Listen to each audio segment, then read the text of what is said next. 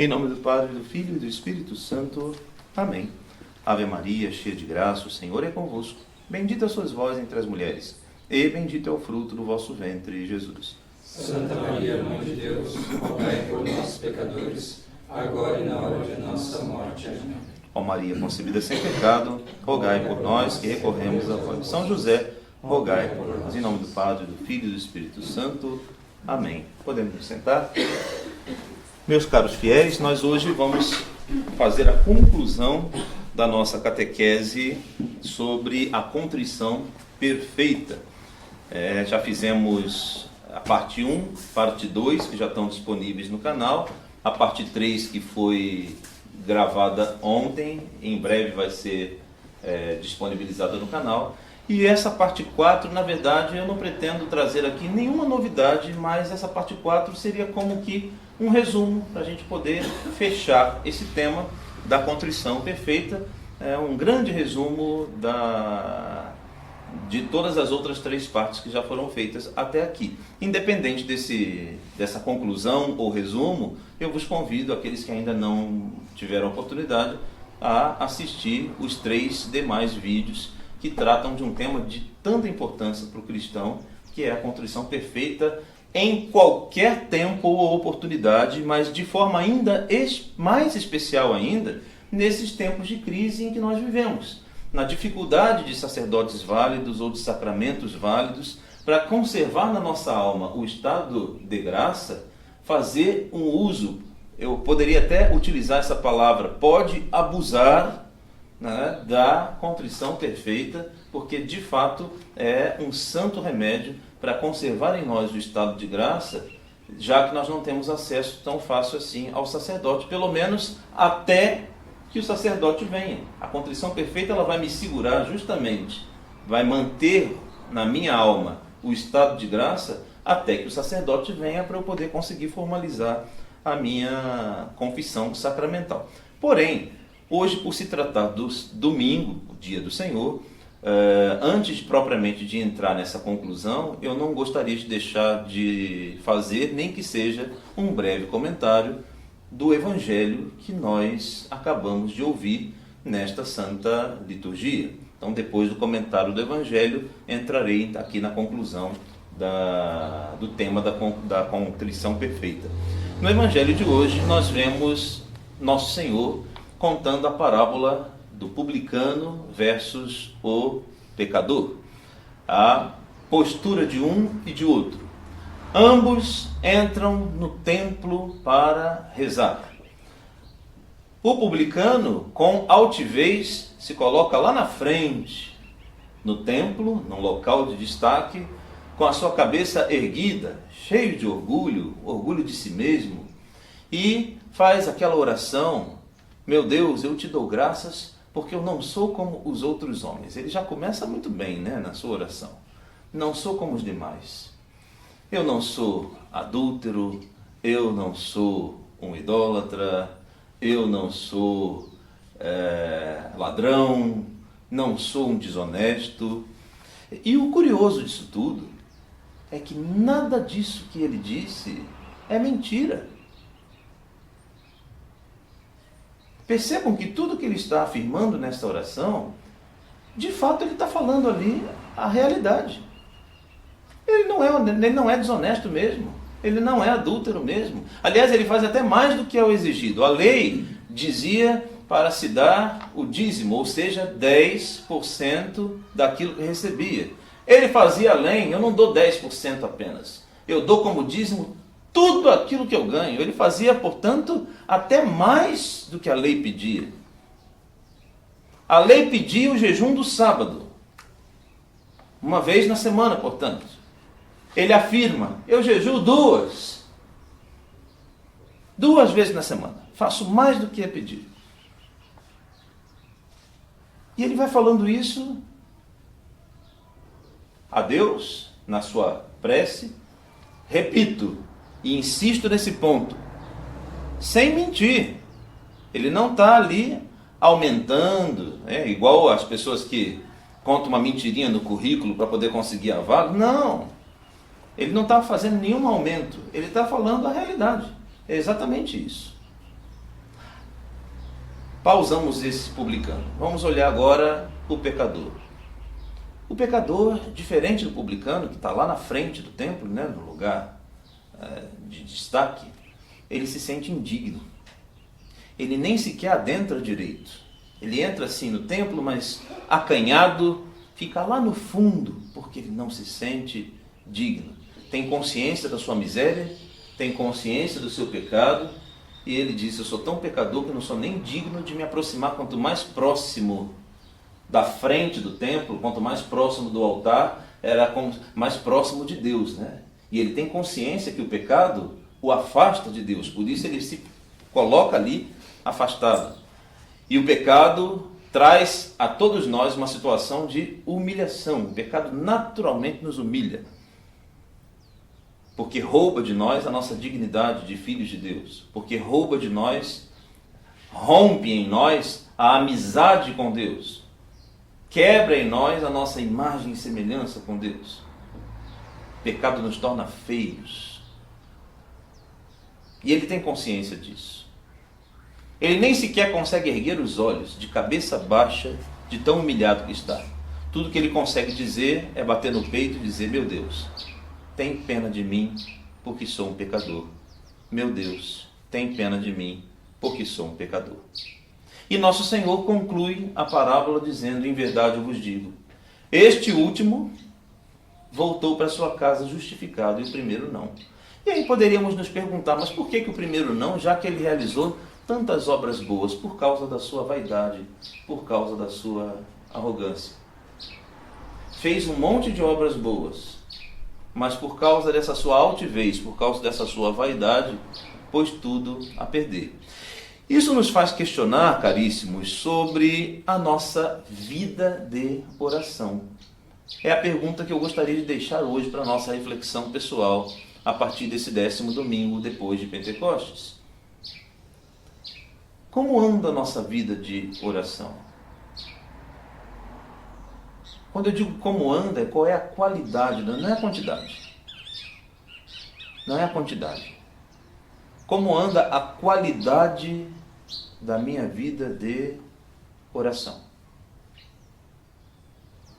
Porque se eu penso que a minha vida de oração, que a qualidade da minha vida de oração deve ser medida pela quantidade de orações que se reza, então eu acho que eu estou um pouquinho equivocado com relação a isso. Pode fazer quantas novenas quiser, pode rezar quantos rosários quiser por dia, reze todos os manuais de oração, faça todas as devoções, faz tudo ao mesmo tempo até,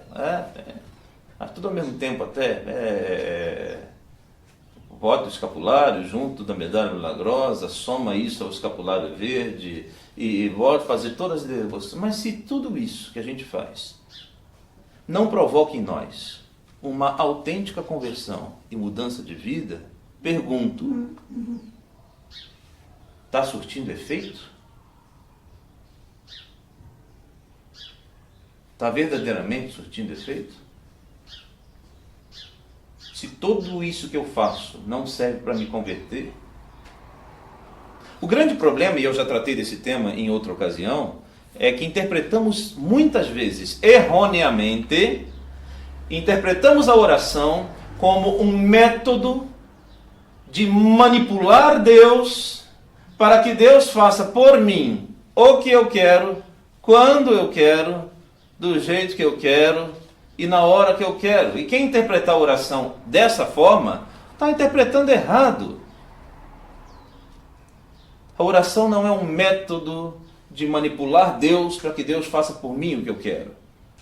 Mas o contrário, a oração é um método eficaz de modificar o meu querer para fazer o meu querer se encaixar, se adequar ao querer de Deus, para dobrar o meu querer para o querer de Deus. Meu Deus, quero o que quiseres, quando o quiseres, pelo tempo que quiseres, porque o Senhor é Deus. E se o Senhor não quiser, eu também não quero. Aqui está o verdadeiro espírito da oração. Corremos um risco grave, todos nós, leigos, e sacerdotes. E eu ainda ouso dizer que o sacerdote e os religiosos correm um risco muito maior até do que os leigos. Qual é esse risco? De, estando em contato com o sagrado, que é algo extraordinário, deixar que esse extraordinário se transforme numa coisa tão ordinária e corriqueira que a gente não dê o devido valor ou a devida atenção. Portanto, já não medito mais naquilo que a minha boca está dizendo. Aí pergunto, isso é verdadeira oração? É algo somente produto das minhas pregas vocais? Algo que não vem profundamente do coração? Onde fica o Deuteronômio capítulo 6? Amarás o Senhor teu Deus de todo o teu coração, de toda a tua alma, de toda a tua mente. De onde fica isso? Se muitas das nossas orações é simplesmente uma sequência de repetição. E veja bem, entendam bem, para depois não interpretar errado o padre e dizer, tá vendo, esse padre aí é modernista, é qualquer outra coisa. Vejam bem. É claro, a importância da gente recorrer aos piedosos manuais de oração, e são diversos, não faltam. Não faltam. Tem Horas Marianas aqui, produzido pelo Controvérsia Católica, que é uma obra excelente e um excelente instrumento de oração, e tantos outros manuais piedosos. Manual, recentemente eu fiz uma aquisição bem interessante, uma editora do Ceará, que está fazendo a reedição do manual do Sagrado Coração de Jesus, o tradicional. Comprei, chegou já pela internet, edição primorosa, páginas douradas, etc. Maravilhoso. Todas as orações tradicionais do apostolado da oração, as antigas, não essas reformadas aí pela loucura do Vaticano II. São importantes. São importantes.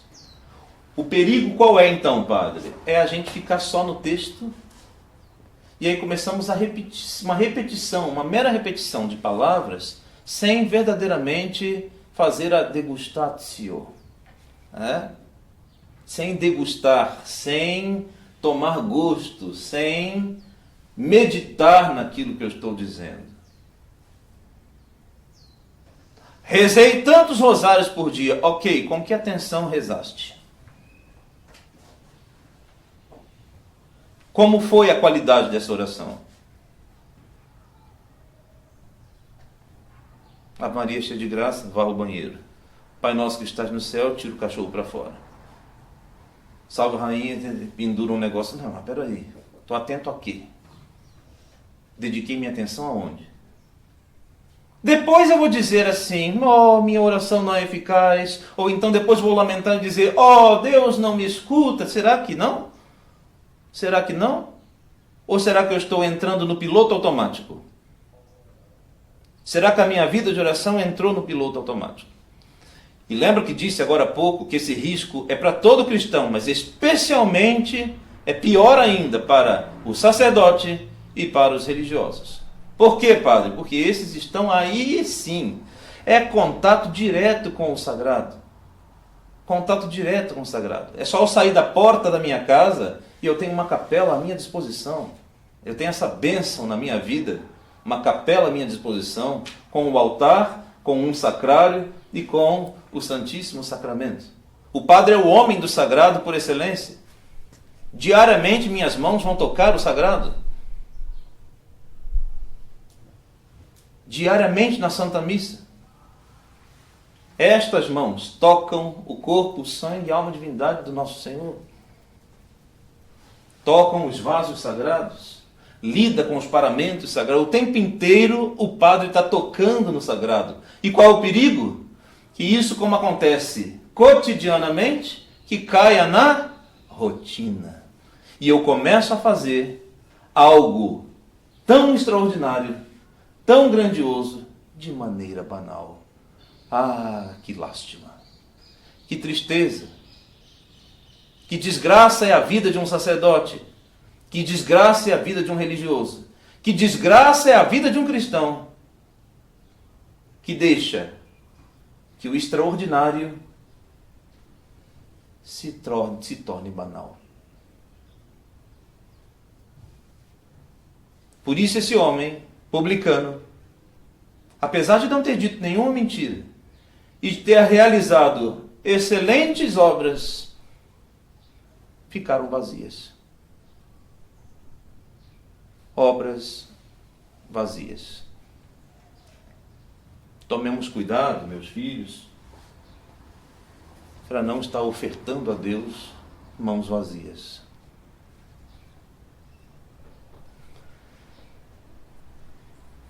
Isso nos leva à nossa conclusão do tema da contrição perfeita, que acabamos de falar que foi exatamente o que fez o publicano. Talvez ele não fizesse nem um terço de todas as boas obras que o publicano fez. Mas a dor que ele sente pelos seus pecados é genuína. A vergonha que ele sente pelos seus pecados: tende piedade de mim, meu Deus, porque sou um pecador. Ah, meus filhos, não tem coisa que comove mais ao coração do nosso Senhor do que um coração contrito. Um coração humilhado e um coração contrito rasga as entranhas da misericórdia do nosso Senhor. Insisto, não há nada mais que comova ao nosso Senhor do que um coração verdadeiramente contrito. Há uma passagem na Sagrada Escritura da mãe do profeta Samuel. Aquela passagem sempre me faz refletir e me comove todas as vezes que eu a leio. Ela não podia ter filhos, ela era estéril e era seu sonho ser mãe. Até que um dia ela adentra o templo, inclusive em um local até proibido para mulheres. A mulher não poderia adentrar num local do templo chamado Santo dos Santos, era um local reservado a sacerdotes. E ela, naquele momento de compunção, movida pela dor, adentra naquele local proibido e se prostra diante do altar. E com lágrimas suplica a Deus. E tem uma frase que é dita ali, que é justamente essa que eu acho a mais forte e a mais comovente, porque quando ela está ali fazendo a sua oração, o sacerdote Eli pensa que ela está bêbada e vai repreendê-la. Minha senhora, em primeiro lugar, a senhora está em lugar proibido. Como ousa entrar num lugar que não é para mulheres, num lugar que não lhe é devido, nesse estado de ebriedade, como ousa? E ela então, profundamente humilhada, diz: não, meu senhor, o senhor está equivocado, não estou ébria, apenas vim diante do altar do Senhor derramar a minha alma. Que expressão maravilhosa! Derramar minha alma aos pés do nosso Senhor. Isso nos lembra a pecadora, né? Que lavou seus pés, lavou os pés de nosso Senhor com suas lágrimas. Aquela mulher ali também derramava sua alma aos pés de nosso Senhor. Quem de nós pode ter a felicidade de dizer isso? Que grande felicidade seria de dizer, né, Padre, quando eu rezo, eu verdadeiramente derramo minha alma aos pés do Senhor. Quando eu rezo, eu não rezo por obrigação, eu tenho que rezar. Deixa eu adiantar minhas orações de hoje, que é para poder passar o resto do dia livre, né? Então vou rezar tudo, vou fazer o super pacotão de oração e vou rezar, que aí agora depois eu estou livre. Olha, quem interpreta oração assim, então está no caminho equivocado. A oração é meu doce colóquio com o nosso Senhor.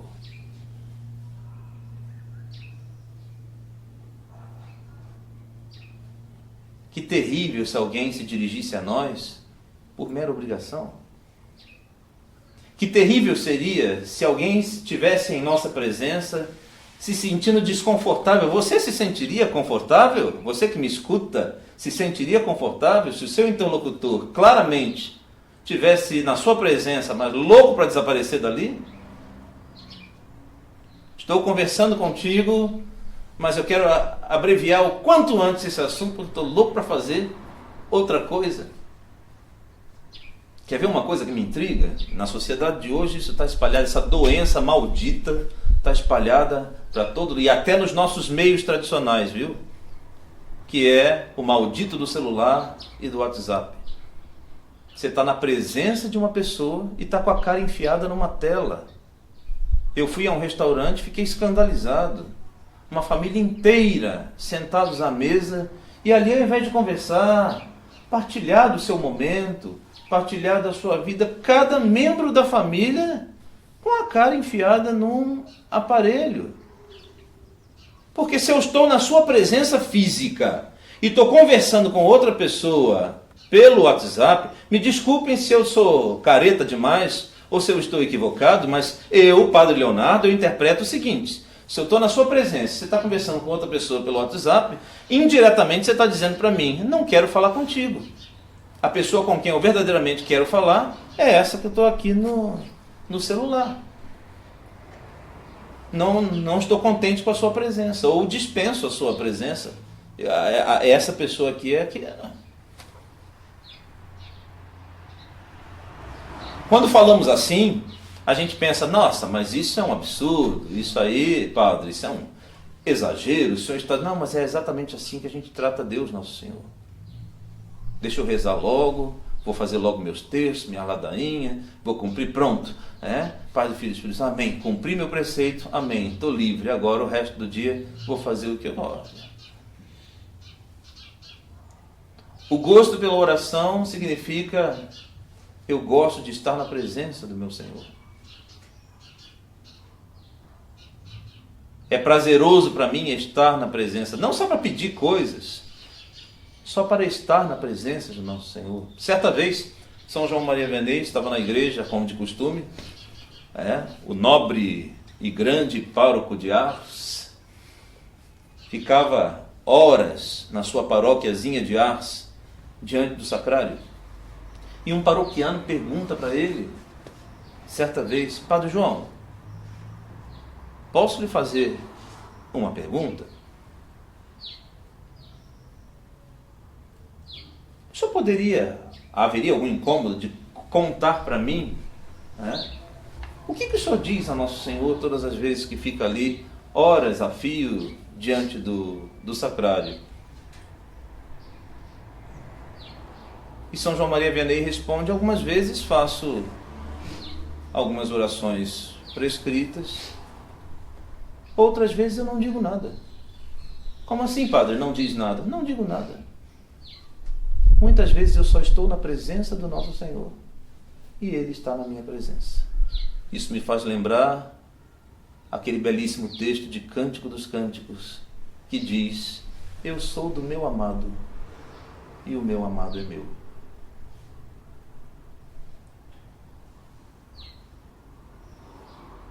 Quantas adorações eucarísticas já fizemos assim? Só estar na presença do Senhor, sem ficar pedindo nada, sem nada. Só contemplar sua grandeza, só contemplar sua majestade, só sentir o gozo de estar, é o que os anjos fazem, no céu, contemplar a majestade de Deus, estar na presença de Deus, é o que os santos fazem na glória, contemplar a majestade de Deus. Eu sou do meu amado, o meu amado é meu. Esse momento de oração é o meu céu na terra. Esse momento de oração eu esqueço. Acabou o telefone, acabou o WhatsApp, acabou eu e ele. Nesse momento só existe eu e Deus. Deus e eu. Eu sou do meu amado e o meu amado é meu. Por isso insisto, não existe coisa que comova mais ao coração sacratíssimo do nosso Senhor do que um coração humilhado e contrito. E isso nos introduz aqui na conclusão do tema da contrição perfeita, já que a contrição perfeita é esta arma, esta chave de ouro excelente para conservar na nossa alma o estado de graça, mesmo nos momentos em que a gente não tem a presença ali. Eu não tenho, como eu costumo dizer, um pocket priest, um padre de bolso a todo momento. Pequei, agora eu tiro o meu pocket priest, confesso e está tudo certo. Não tenho um padre de bolso. E o que fazer então? Já que eu não tenho um padre de bolso a todo instante à minha disposição, eu vou ficar em pecado grave até que eu me confesse novamente? Não há necessidade disso. A graça misericordiosa de Deus, nosso Senhor, deixou para nós um precioso instrumento que absolve todos os meus pecados, inclusive os mortais, mesmo antes da confissão sacramental, desde que, obviamente, eu faça um propósito de confessar-me sacramentalmente assim que eu tiver a primeira oportunidade. Mas eu fico tranquilo de que já estou absolvido e que a graça de Deus já retornou à minha alma. A graça de Deus não adorna somente a nossa, não é só um enfeite para a nossa alma, mas ela nos invade completamente. Ela nos penetra totalmente e transforma-nos numa nova criatura. Transforma-nos em filhos de Deus e herdeiros do céu. Além disso, a graça de Deus faz com que todas as obras e trabalhos do cristão sejam meritórios para o céu. Pelo contrário, que triste é o estado de um cristão que jaz em pecado.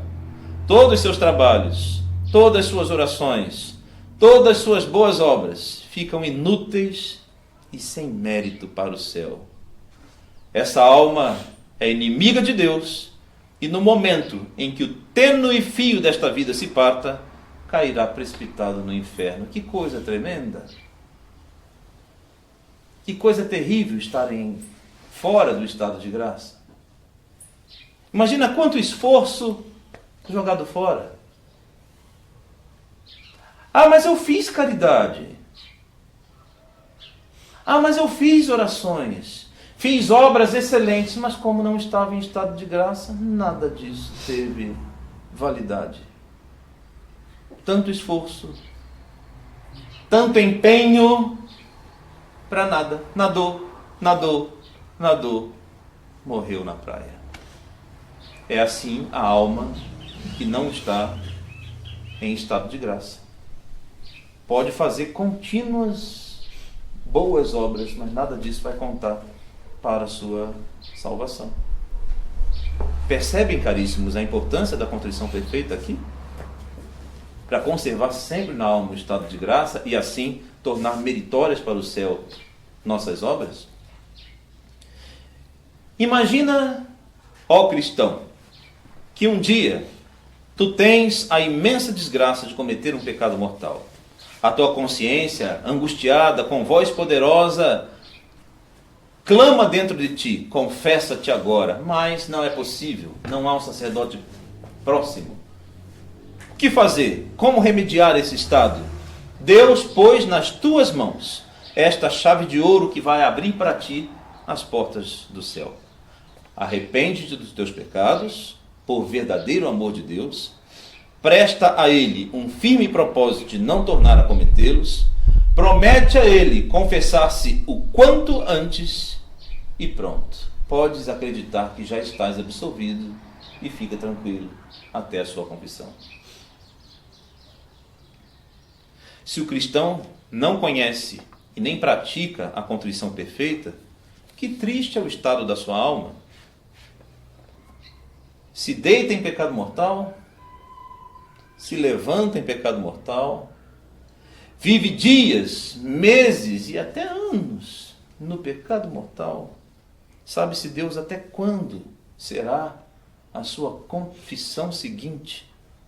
Sua alma jaz na profundidade do pecado.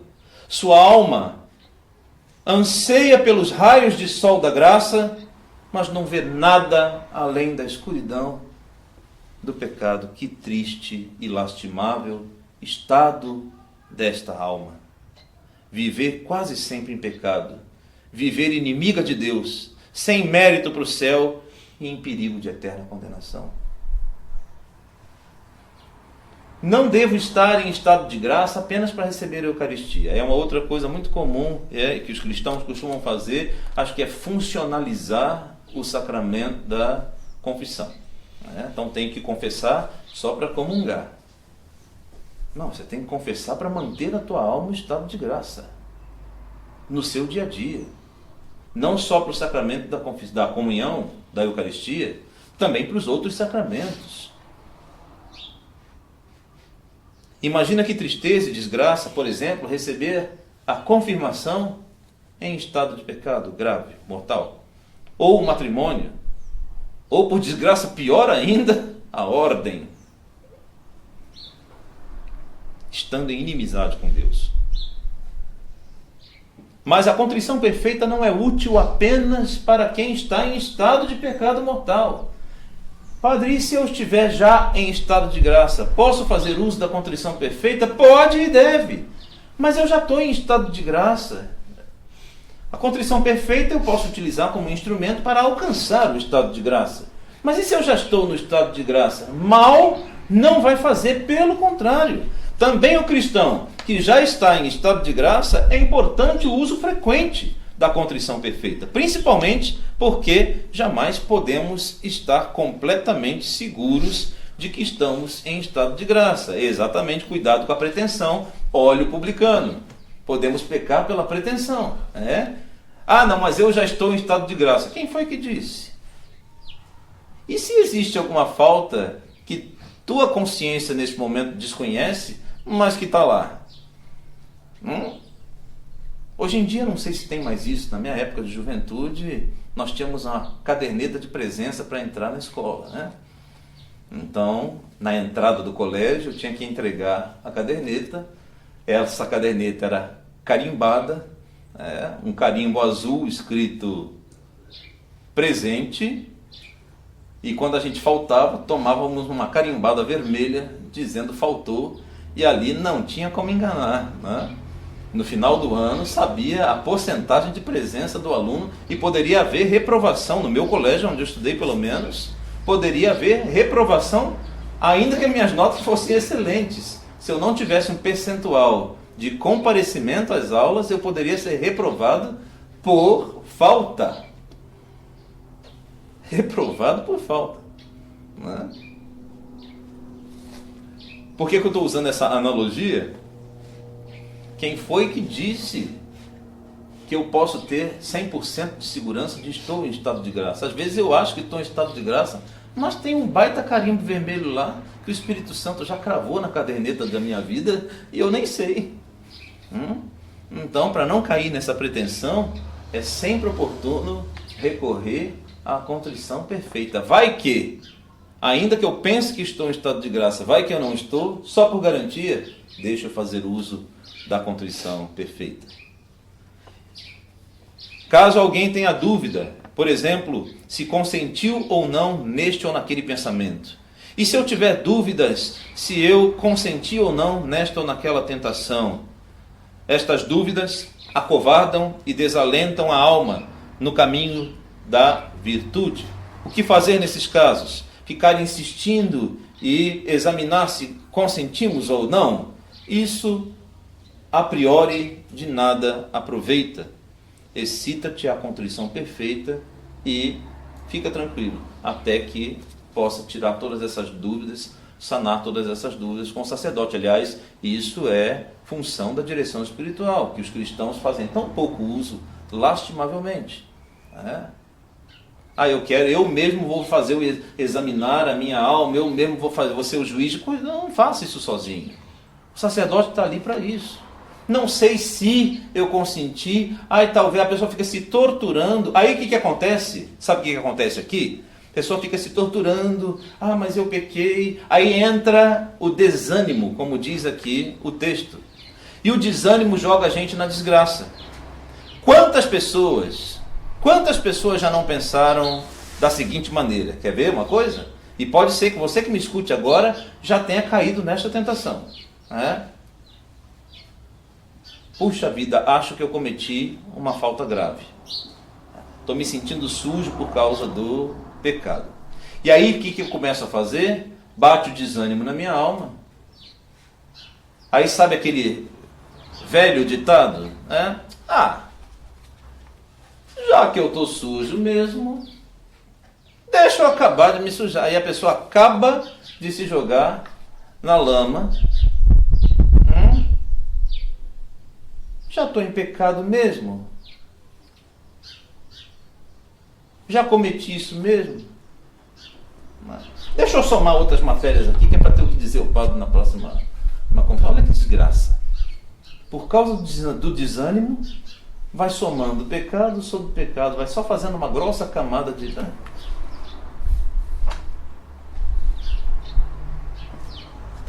Excita na tua alma a contrição perfeita, retorna o quanto antes ao estado de graça.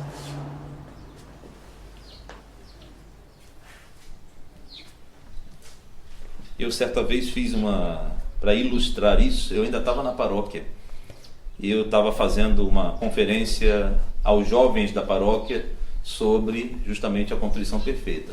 E os jovens gostam muito de coisas concretas, de algo visual para dar a eles mais, prender um pouco mais a atenção, né?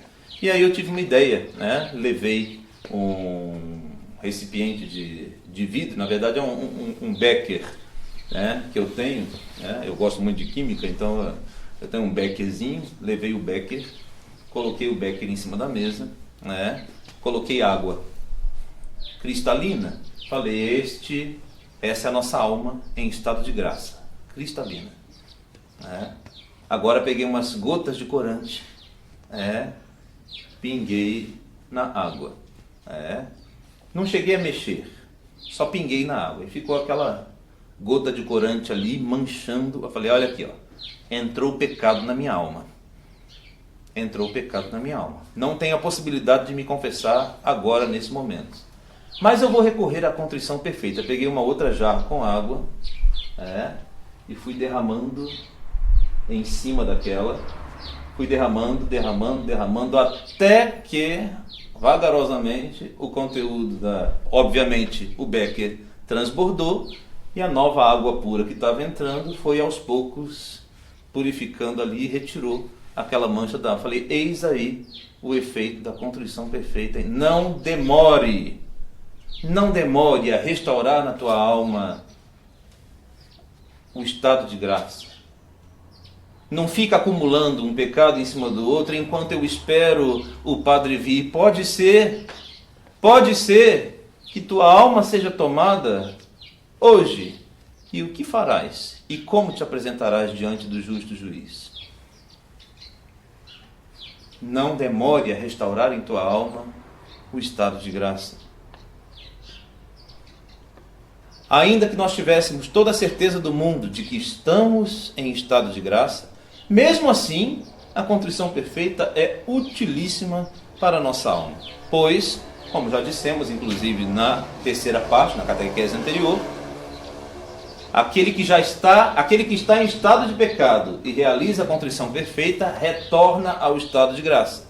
E aquele que já está em estado de graça e faz a contrição perfeita, aumenta o estado de graça, apaga as penas temporais do pecado e adquire as mais altas recompensas espirituais. Então só traz benefício. Quer eu esteja em estado de pecado, quer eu esteja em estado de graça, use e abuse da contrição perfeita. Para cada ato de contrição perfeita, são destruídos os pecados veniais, as faltas e as manchas da nossa alma. Nossa alma fica cada vez mais formosa diante de Deus. Por cada ato de contrição perfeita, já falei agora há pouco, são perdoadas as penas temporais pelo pecado. Por cada ato de contrição perfeita, a alma vai se conformando mais ao bem e à santíssima vontade de Deus, robustecendo-se contra o mal, isso é importante, ou seja, encontrando resistência em futuras tentações, para resistir com mais veemência a quaisquer insídias de Satanás, de modo que, com razão, pode esperar a suprema graça da perseverança final. Já veis aqui, portanto, caríssimo fiel, do quão importante é a contrição perfeita em nossa vida, porém, e ainda de modo mais especial, próximo da hora de nossa morte. Quantas almas que no momento derradeiro de sua existência não têm a felicidade de ter ali a presença do sacerdote, mas mediante a contrição perfeita no seu último suspiro, pode alcançar assim a salvação. Queridos filhos, espero que depois dessas 4 catequeses, repito, quem não escutou as outras 3, convido-vos a fazê-lo. Espero que depois dessas 4 catequeses, isso foi extraído de um livrinho chamado A Contrição Perfeita, né? Essa foi a fonte que utilizei para preparar essas 4 catequeses, e espero que tenha sido útil para tentar, essa minha tentativa de popularizar esse tema que muitas vezes é desconhecido de muitos cristãos. Ficam ali apavorados, esperando, oh meu Deus, quando que o padre vem? Agora só vem daqui a um mês. Tem lugares que o padre demora mais, né? Cada 6 meses. O pessoal do senhor Cardoso, por exemplo, lá no Pará, já estão mais de 6 meses sem missa, sem sacramento, sem padre, imagina. E essa gente toda lá, como é que vai ficar? Vão ficar em pecado mortal até que o padre tenha a possibilidade de ir. Percebem como é importante fazer uso? E agora, só posso usar aquilo que eu conheço e que eu pratico, coloco em prática, né? Que a gente possa aproveitar, agradecer a Deus nosso Senhor por essa grande graça, por essa grande misericórdia, e colocar em prática, fazer uso diariamente da contrição perfeita. Louvado seja nosso Senhor Jesus Cristo, para sempre. Em nome do Padre, do Filho e do Espírito Santo. Amém.